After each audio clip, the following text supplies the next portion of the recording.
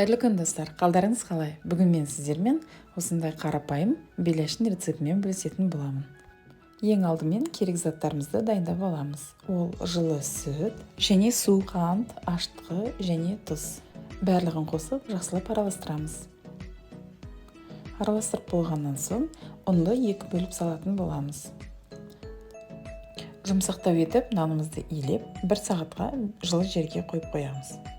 Нанымыз дайын болғанша біз салмасын дайындаймыз. Ол үшін кез келген тартылған ет, пияз және тұз бен бұрыш.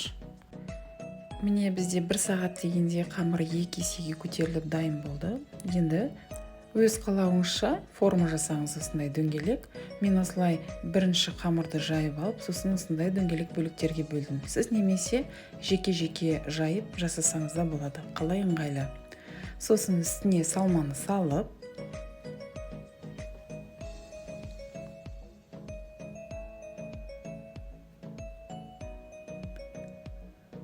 осылай түйе бастаймыз. Ортасынан осындай кішкене ашық жерін қалдыратын боламыз. Тағы да көрсетіп кетейін. Осылай бір қолмен ұстап тұрып, екінші қолмен қалған қамырды жинай бастаймыз. Сол кезде осылай дөңгелек болып шығады және ортасында ашық жері қалады.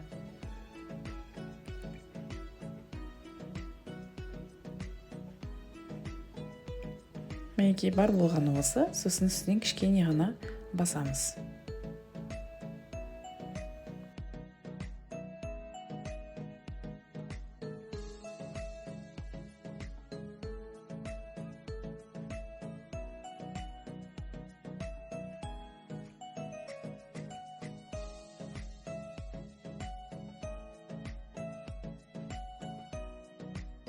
Осындай әдіспен барлық беляштарымызды түйіп шығамыз. Және қызып тұрған майда орташа отта осылай ашық бетінен салып, қызарғанша қуыратын боламыз. Қызарғаннан соң келесі бетін аударамыз. Келесі партиясын қуырамыз. Осылай барлығын қызартып қуырып аламыз. Егер тек қана майда піскенін ұнататын болсаңыз, осылай баяу отта екі бетін ауыстырып пісіріп алыңыз.